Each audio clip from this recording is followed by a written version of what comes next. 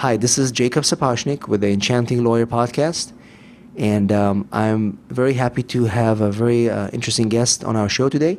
Her name is Liz Brazier, and Liz is an accountability coach and life coach. I think she's a fascinating person because of her diverse background. She's been 20 years in corporate IT sales before starting her own business, and now she's doing coaching. She has her own podcast, and I think she'll be a great inspiration and value to our listeners. And welcome to our show, Liz. How are you? Thanks a lot, Jacob. Appreciate it. And you're now in the East Coast. We are here in California. I wanted to ask you, Liz. I usually give a little introduction or my guests, but why don't you tell me briefly about yourself? I know you have a very interesting background. Yeah. Thank you. Yes, I'm based international. Here. Sorry. Yes, you're right. I am international. So anyone listening can, I'm sure, hear the accent. So for the first 30 years of my life, I lived in New Zealand. And then I moved to the US, to the East Coast, to New Jersey, because I was like, wow, that's next to New York City. I got a job transfer. I was working for a very large technology IT company and transferred to the New Jersey, and then lived in New York City and worked in that industry in the East Coast for 13 years. And then in 2013, decided to leave that career and start my own online business with a real sort of focus around being able to work anywhere in the world. And I mentioned before that you're an accountability coach, working on helping people improve Yes. their habits, their work. But why don't you tell our audience what exactly that you do? Yeah, absolutely. Like I'm really passionate around accountability and productivity. I feel like they're so interlinked or intertwined, because what I've really wanted to help people is to make sure they're working on the right things. Jacob, I see a lot of people, and I think most of us, we're really busy. It's not that we're not working hard, but a lot of times we're distracted and working on the wrong things. So I really help my clients with stay focused, be accountable to what they are working on, and also to be more productive, to figure out, what works for them with their schedule and structure, and, what time of days are good for them, or do they like particular apps to help them be more productive. So really helping people be more productive, have that accountability, so make sure they get the right things done. And then that's all ties into my podcast show, which is all around living your life now, because I'm a big believer in living your life now and not waiting for someday. But you need to be productive and getting a lot of things done to free up time in your life. Right. And, a lot of our audience are, attorneys, professionals. And, even though we are good at what we do, we all kind of struggle internally to do things better in our personal life, at work. And so what is the first thing that you do when somebody comes to you as a client and they say, I'm completely lost. I have no ability to direct my life. I'm good at what I do, but I feel that what will be the first thing that you do to put them on a kind of a baby steps? Yeah, absolutely. Yeah, hear from a lot of people, I feel like I've got no time and freedom in my life. So, I mean, what I do is I get them to talk me through kind of their week, how it's structured, what their challenges, goal, what's going on right now, and what commitments they have, if they have to be in the office at a certain time, or is there a particular busy time of the month. So it's all around getting clarity about what's going on, and then figure out, what their goals and milestones are for the next quarter, and, back into it that way. I really want to get people clued into when they have more energy. I'm a big believer in energy management, not time management. Right. We actually have a lot of time during the week, and people don't believe that, but there's actually 168 hours in the week, Jacob. And a lot of my clients are surprised by that. And, I think we all are, because it's not a number we know that well. We know the good old 24 hours in a day. But the idea with talking to my clients around 168 hours in the week is we take off 56 hours for sleep. I'd like to hope that everyone gets 8 hours, but we'll hope they do. 50 hours for work, maybe that's not enough. But anyway, if you take 50 and 56 off 168, that's over 60 hours to get some things done in your life, to get the right shit done. Right. So then we break that 60 hours down and figure out what do they want to focus on. And, when I'm looking at myself, it's always kind of a constant struggle where, you're trying to always overdo something better, or do something to change your life for a more positive approach. And what would be one positive, bold life change that you can recommend our listeners to do? Like, what will be a good foundational concept that you can share with our listeners about making a positive life change, like one life change? One life change. Wow. Well, I think that all ties back to that figuring out why you're making that change. Mm-hmm. You need to be really clear on why you want to be doing it, because if you don't have that why cleared, you're just going to be sort of aimlessly sort of going along. But I mean, around positivity, Jacob, to be honest, when you ask me that, what comes to mind is the power of the mind and the fact that the mind is always telling us negative stuff. So when you say positive, it's like we're all struggling with that sort of that voice in our head that wants to tell us we're not good enough, we don't know enough, who are we to try this? And I always just say to my clients, just say back to that voice, thanks for sharing. Don't fight it. Don't have a conversation because it gets louder. Just say thanks for sharing, and then go back to the task at hand, or refocus on the why around what goals or changes you're making. I know that I listen to a lot of these TED Talks and a lot of positive and inspirational ideas, but I think that one of the things that I've seen that they all talk about is really understand what are your core values. And once you do is you have to kind of align yourself with those values to be balanced and more focused. And I'm just curious to see what your take is of this. What do you think is what do you think your core values are in making your life more focused? I tie it back to how do I want to feel each day.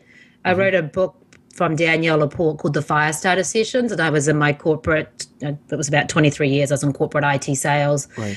And at that time I was like, gosh, I never thought about how I want to feel every day. It was always about what goals I've got to get done, what the quota was, what I had to ship that week, or what are meetings, and it was like, wow, how do I want to feel every day? And, once I figured that out, and that was around, feeling freedom, feeling proud, feeling inspired, that to me is how I look at my core values. So how can I design a life that ties into how I want to feel every day, Jacob? Right. And so, but you do believe that you have to really align yourself with your core values to be able to actually achieve happiness. Because if you are not focused on what are your values or where you're going, you're never going to go anywhere. You might go somewhere because you're pretending that you're happier than you used to be, but I don't believe, you truly are going to find happiness, and you're going to, realize that, wake up and realize you've perhaps wasted some years. So, I'm totally, what you're saying is, I agree with that. I'm curious to ask you this. We as attorneys and, a lot of my listeners are people that went to school for many years and then they invested in their education, and now they are either working for firms or they're trying to make it on their own. And really the key that we keep chasing for is success. And everybody's, I want to be successful. I want to make this. I want to make it. And I'm curious to see, how do you define success? And that's important to know, because I think from where our definition of success is, we can really focus on our next steps. Yeah, I mean, success to me is like being real, not pretending. And it's also success to me is enabling me to live the life I want, the lifestyle I want. So I do see success tying into some monetary goals, because for me it's really important that I live in New Zealand about 3 or 4 months of the year. Right. My parents are getting older and the weather's cold on the East Coast. So, but I think success is just about being real, because I think my story and my history was I was really good at pretending in this corporate world that I was doing, I was doing it for the right reasons, and the fact was I wasn't happy. It was just, didn't really know what else to do. Wasn't willing to give something a try. Right. I mean, in my case, I feel that, of course, money is important, but I feel the internal happiness and being, kind of not letting yourself go down and depressed is really a key. And if you're able to get that constant feeling, then, of course, I think everything else will come together, because, we tend to get depressed and not happy with what we do because it's a stressful profession, and whether we're dealing with clients and always people are coming in and out. Balance of happiness to me is something that is important. And I don't know if do you work on your clients to get them to that level that they feel confident and able to continue doing what they're doing? Yes, absolutely. It's interesting because we first focus around productivity and accountability, but it all Right. ties into how what's stopping you if you don't get things done, and there could be something going on that's tying into their happiness or distracting them, or some life issue that's going on. So we definitely have those conversations. I let the client, everyone's individual with what they're going through, but happiness is really I mean, it's so important. I mean, that's what life's Right. about being happy and healthy. Exactly. So coming back to productivity, let's say if I came to you and I'm telling you, listen, I'm spending 8 hours at the office, but I'm getting nothing done. What would be your tips or strategy to get me more productive? Yeah. I would be checking out, are you working 8 hours straight? Are you taking any breaks? Because a lot of times people are Right. working and working and they're not taking regular scheduled breaks. And the research is pretty clear that you need to take a break every 90 minutes to 2 hours. You could even take it quick. You could even do a 50 minutes on and 10 minutes off, but that actually makes you more productive. Want to figure out too, you kind of what your office is like or what your style is like. Hmm. Do you have email open? Have you got your smartphone in front of you, and are you on the phone, and are you working on a brief? Like what's going on? Are you trying to multitask? Because honestly, multitasking is dead. It's all about single focused monotasking to get the right things done. So you mentioned breaks. Yes. A lot of our, not just attorneys, but Americans in general, people in the workforce tend to skip lunch or eat a lunch at their desk. What do you think is important is actually taking that hour and get out of your office and just sit somewhere and eat lunch and then It come back? is, yeah, it's so important. And I get it. I was working in the New York area in global accounts and sales. So, it's tough at times. But what happens is you need to step away, and a walk around the block is a great thing, and eat some food, because you just start to make mistakes and you get less creative, and then you start to want to eat more food because you're just feeling like no energy. And again, I'm all about energy management, not time management. So it's really is realigning your energy with the workload you've got to put out there. Now, if you can't take an hour, take half an hour, but definitely step away from your desk. There's just no doubt about it. So trying to put some structure where you can have some breaks, or is it 50 minutes on and 10 minutes off because you realize you can't take the half an hour or Right. an hour that this, because I do believe things are about a season. At times there's going to be a busy a month, a quarter, or a week where it's just a reality where work's going to really take priorities, but you've still got to balance your energy so the best you is showing up. Right, and I agree with that. And in fact, what I've done is since January, I've blocked lunch on my calendar for the whole year, which means that Okay. nobody can schedule anything, even if I don't actually leave to go to lunch, it is Hmm. actually blocked for an hour. Yeah, So there's no, I love that. because otherwise I would just I would get into the meeting routine and it's been 4 o'clock and I haven't left Yeah, my office. I haven't eaten anything. exactly, So exactly. I look, It's I feel much better now because I feel that I'm more focused because I do take that 1 hour, whether I stay in my office or eat or just get out, but I do have yeah. that 1 hour blocked. That's fantastic. And it's also really important to make sure, and it sounds like you are, Jacob, you're protecting that time. You're not letting anything get scheduled, Right, because you do, like, a lot of times people may put things in their calendars. I've noticed this with clients, they schedule things and then they'll move it around or let something else come in the way. And it's like, no, that is really if that's the most important thing for you to be re energized in the afternoon, then, apart from a crisis, that's what's happening. You can't, it's your time. right.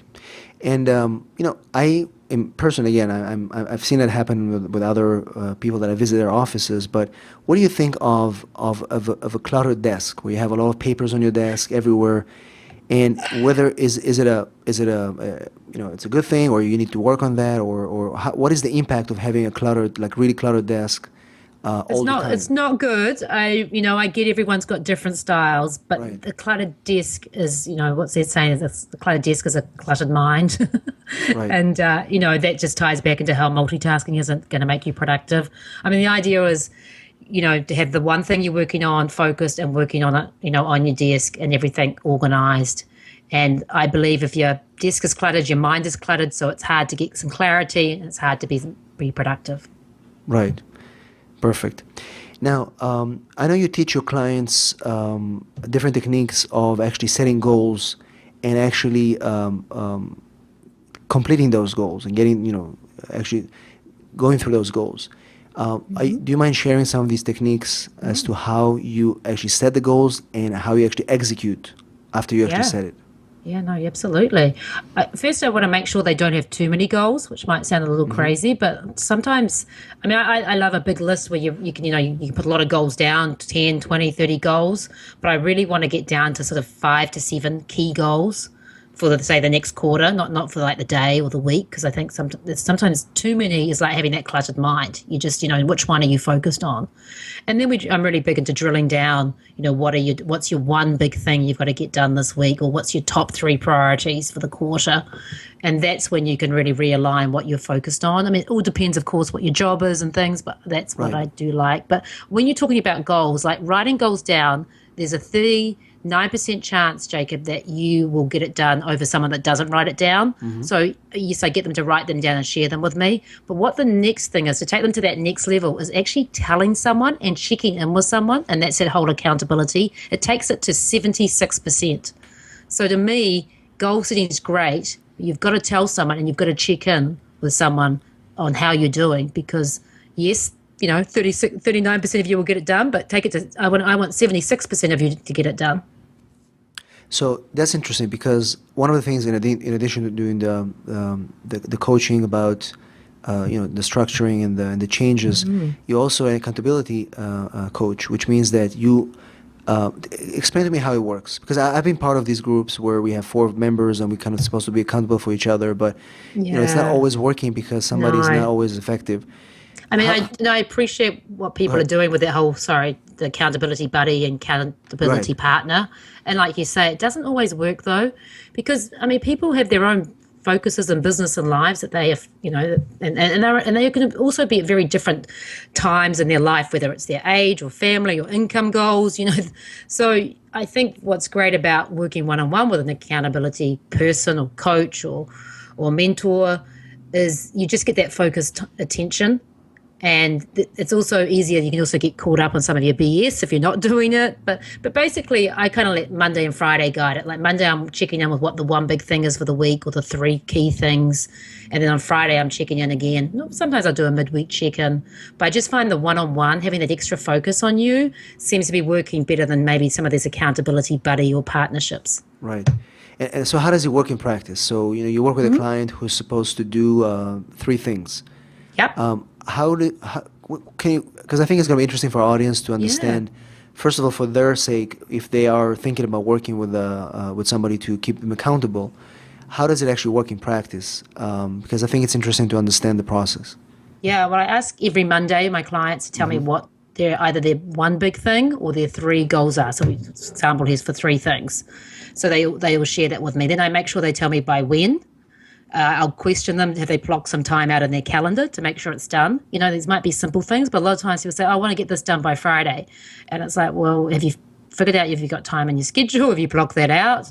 So I'll be just checking in, and then if they tell me they're going to get done by Wednesday lunchtime, I'll be sending them an email to see, have you got it done?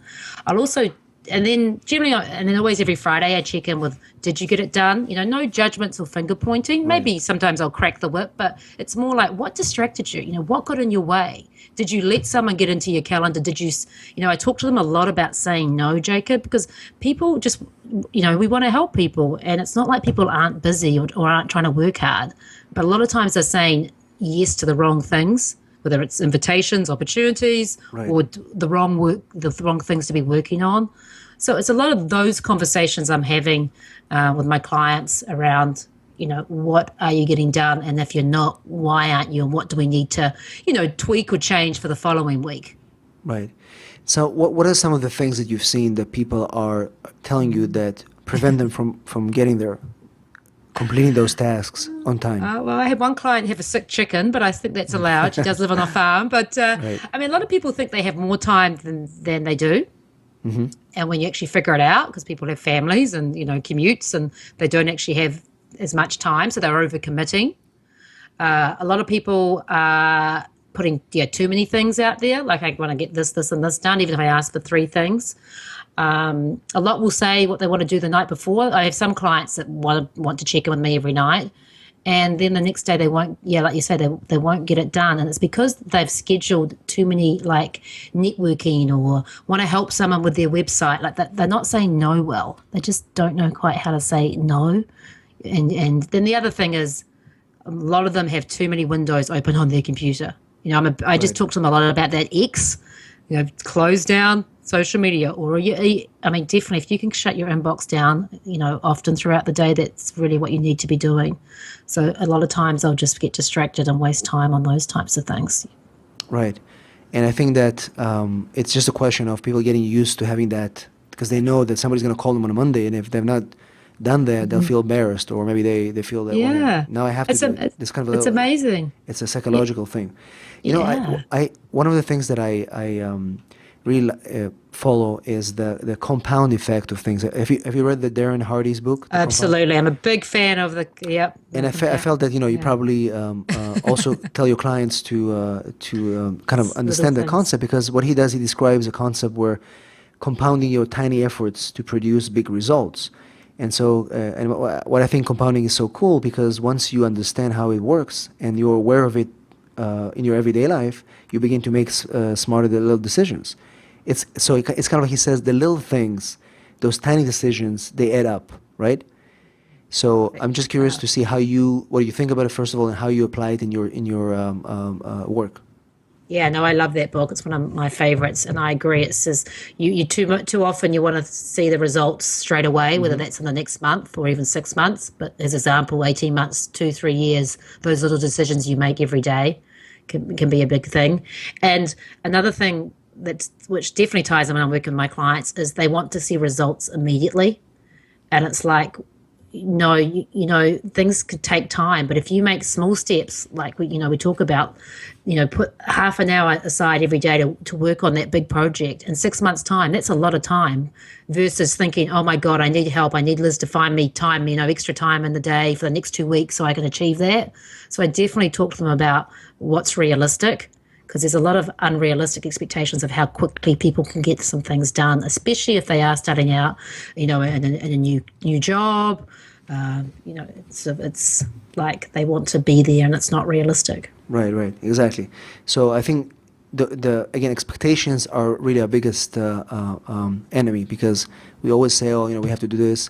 And I think one of the things that I see that happen with people that are, my colleagues and the people, even with clients, is that they always compare themselves to other people, and when they are not happy with what the way they are and what they have achieved, it creates some kind of they stop trying. So I don't know if you see that with your clients that come to you and say, well, what's the point of doing this, because I'm never going to be as good as this person. Oh my God! And this is something that really affects people's ability to advance in anything they do. And I feel that a coach or strategy can help. So I don't know if you have any examples, or if you want to tell me what you think about how do we avoid the comparison problem, and focus on what we do and be happy with what we do. It's a tough one, and it's even harder with the whole social media out there or online. You can just see so many people, and it looks like they're doing so much more and doing things better.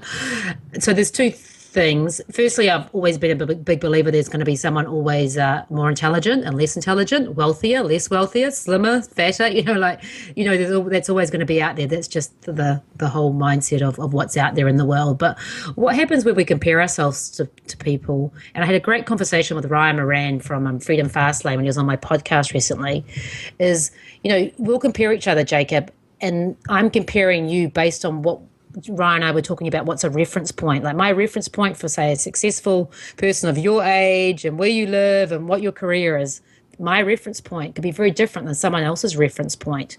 And basically, all we need to do is change our reference point, or just realize the reason I'm comparing is because this is what my reference point is for happiness or for success, or that's my reference point. But someone else could have a completely different reference point. And people do, from different countries and cultures. They have a different reference point on how they would compare and judge people.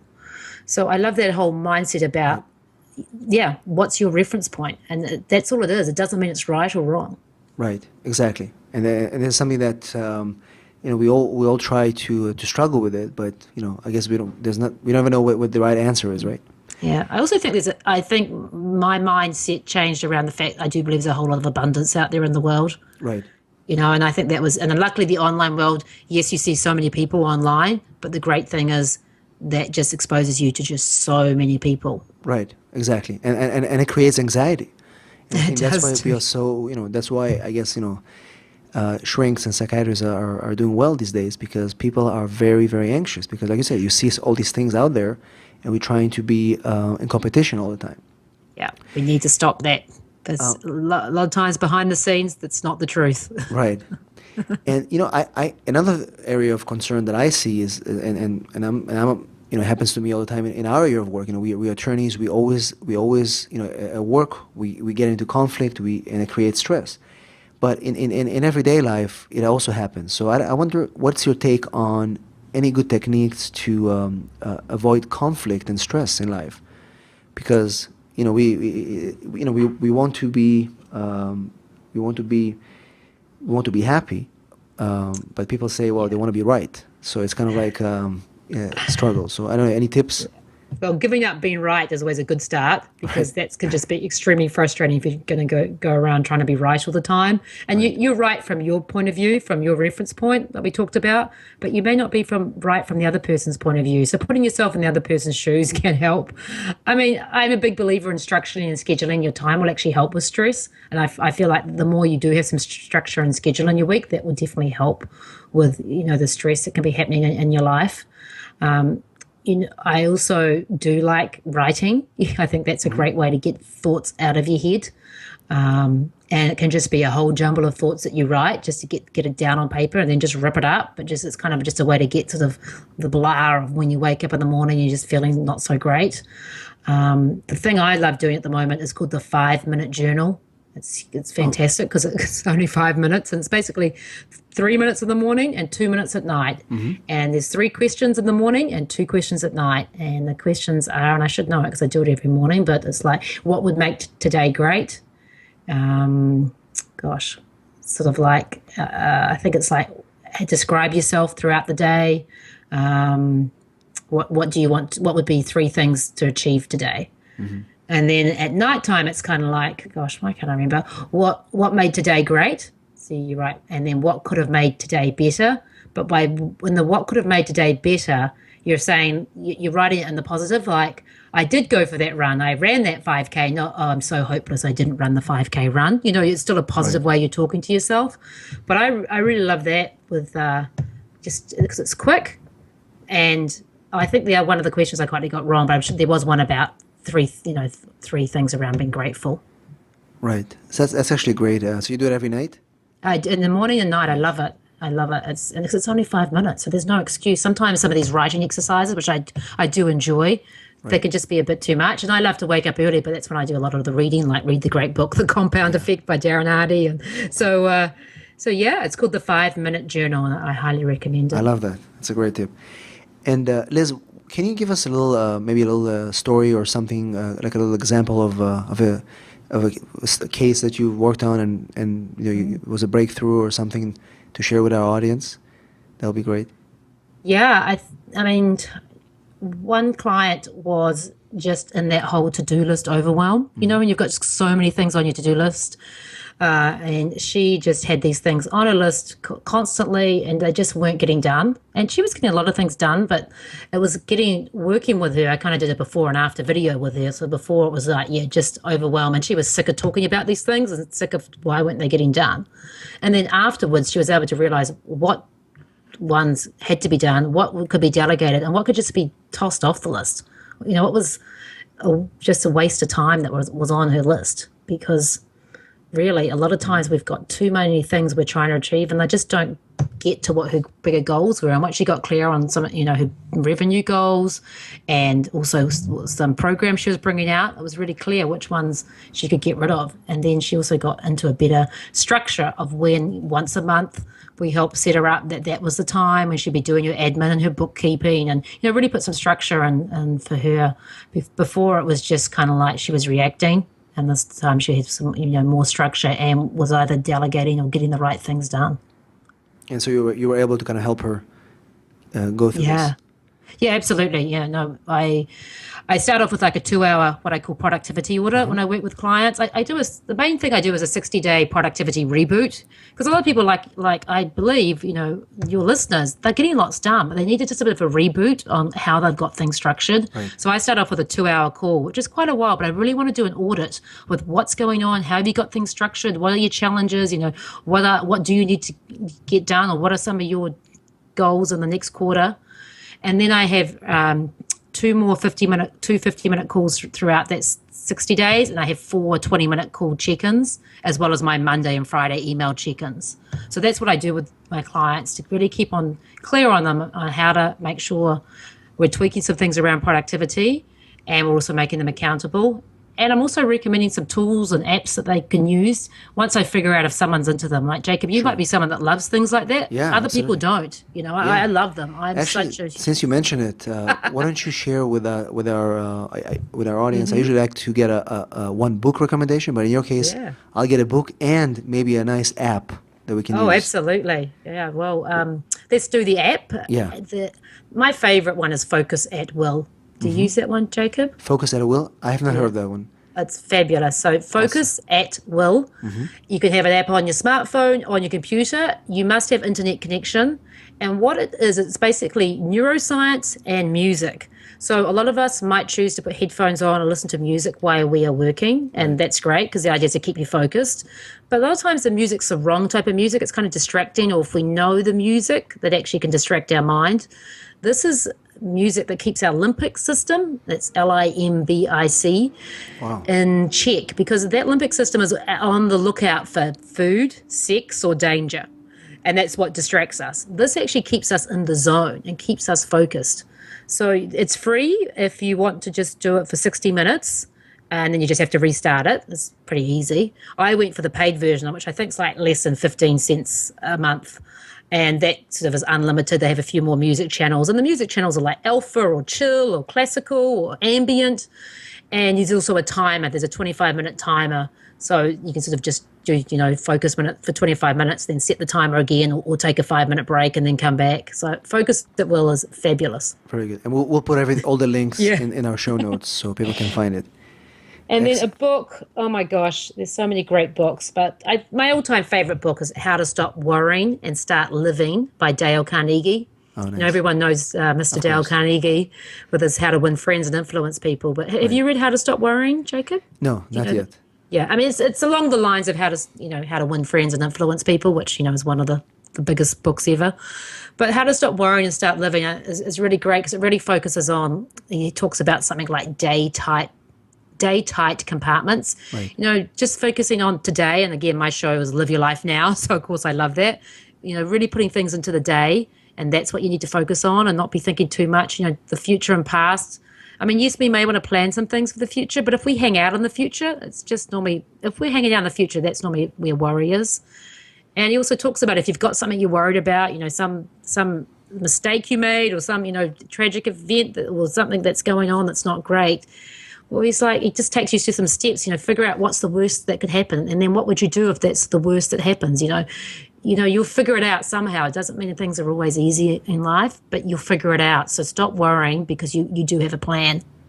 Very good. I'll put it on my Kindle list to try. Yeah, I know. My Kindle's out of control too, Jacob. So I asked that question on my show, and it's like sometimes I wish I didn't, because it's like, no.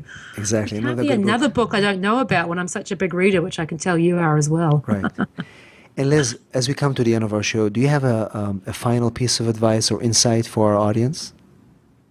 Oh, yes. I mean, I'm a big fan of just doing things, not crazy things, but, if you catch yourself saying, I'll do it someday or I'll do it later, just check in with yourself. Is that because it's something you truly don't want to do? And that's fine. Then just never say that again. But if it is something you really want to do, like, I really want to go to Japan, or, I want to run that 10K, or I'll train for it someday. I'll train for it later. It's like, what are you waiting for? Someday may never come up. So my advice, and I'm talking to myself here, Jacob, because we all need reminders, is stop thinking and just go do it. I love it. Perfect. And Liz, if our audience would like to find you on the web, why don't you share with us your website and your blog, and we'll make sure to have, of course, all the links in our show notes. Thanks. No, I really appreciate that. I'd love to connect with any of your listeners. So I've got a free gift, which is a blueprint, which is a 3-part productivity jumpstart. And you can find that at Liz Brazier, BRAZIER.com/blueprint. So you can get access to that. And it's a way, again, to jumpstart your productivity. And then my blog and podcast is liveyourlifenowshow.com. That's where you can find me. Perfect. Thank you so much, Liz. It was a true pleasure. And this is Jacob Sapochnik, EnchantingLawyer.com. We thank you for listening to our show. And if you have any questions or comments, we'd love to hear from you. Email me, jacob@enchantinglawyer.com, and leave your comments at our blog. Thank you so much. We'll see you in our next show.